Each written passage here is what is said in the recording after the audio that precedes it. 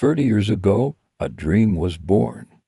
Eritrea, forged in the crucible of a long and arduous struggle, finally achieved its independence.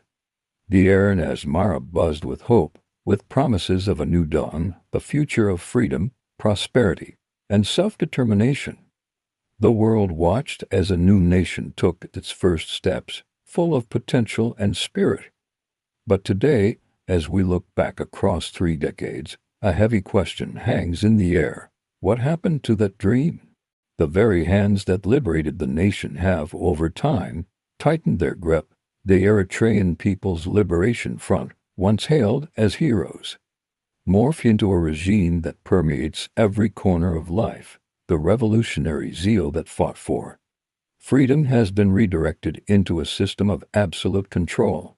The initial promise was a government of the people, by the people, for the people. But the reality became a state where the people served the government, with little say in their own destiny. This wasn't the vision that so many sacrificed everything for. The path from liberation to control has been a slow, painful journey, leaving a trail of broken promises and disillusioned hearts. Imagine being a teen full of life and ambition.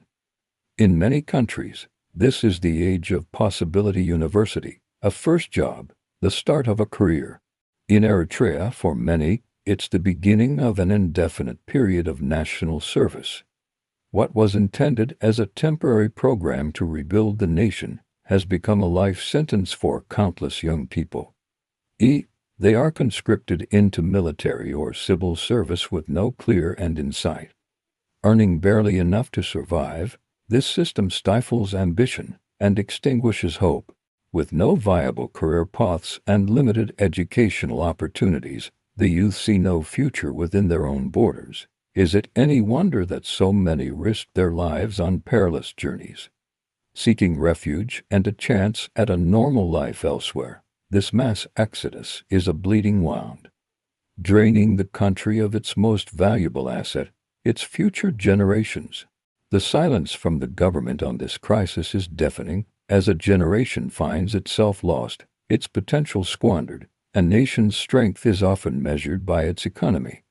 A healthy economy creates jobs, fosters innovation, and provides a path to a better life. But Eritrea's economy is on life support. It doesn't run on industry, agriculture, or trade in the conventional sense.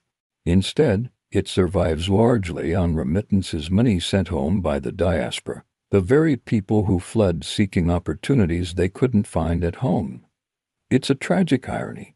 The country is sustained by those it pushed away. This dependency creates a fragile system, not a foundation for genuine, sustainable development.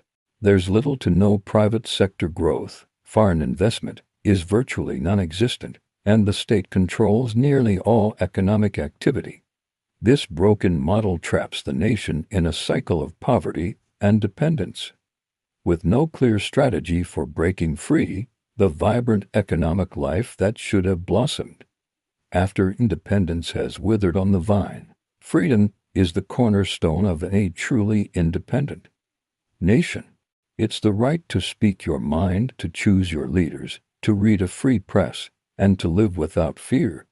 In Eritrea, these fundamental freedoms are absent. It has been 30 years, and there has never been a national election.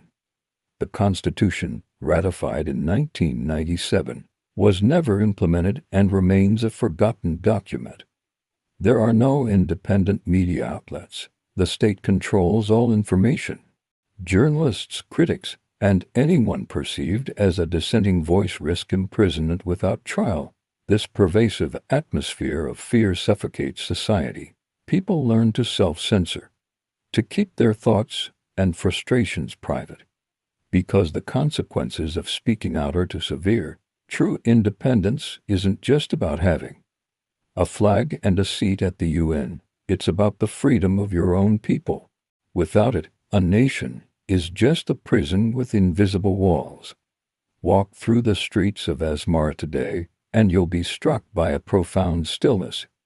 This city, a UNESCO World Heritage Site known for its stunning modernist architecture, was once the vibrant heart of the nation. Its cafes buzz with conversation, its streets filled with the energy of a people building a new future.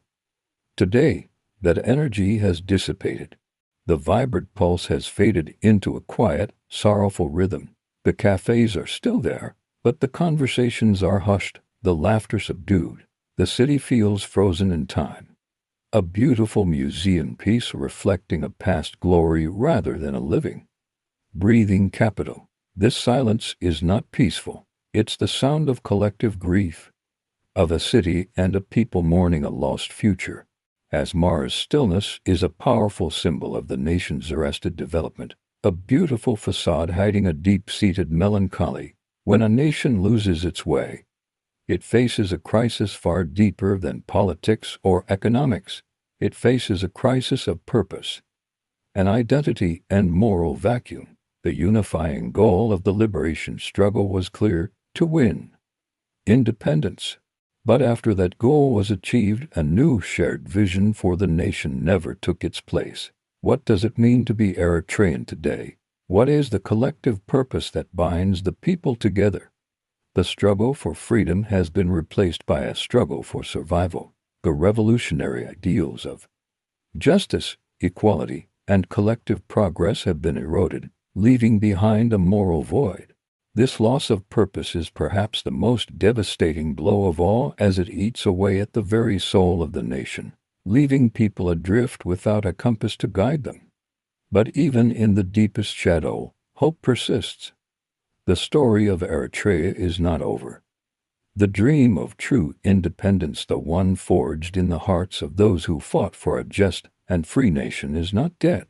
It lives on in the Eritreans inside and outside the country who continue to advocate for change. True independence is not merely the absence of foreign rule. It is the presence of justice. It is the dignity of every citizen. It is the opportunity for every young person to build a future in their own homeland. The path forward requires a new vision, one that revives the original promise of 1991. It requires dialogue, reconciliation, and the courage to demand the rights that were so dearly paid for. The spirit of the Eritrean people is resilient. The next chapter of this nation's history is yet to be written, and there is still hope that it can be a story of renewal, justice, and the ultimate fulfillment of that 30-year-old dream. Thank you so much for joining me to explore this important and often overlooked story. If this topic resonated with you, please consider liking the video and subscribing to the Green channel for more deep dives into complex global issues. Your support helps us continue to bring these stories to light. See you in the next one.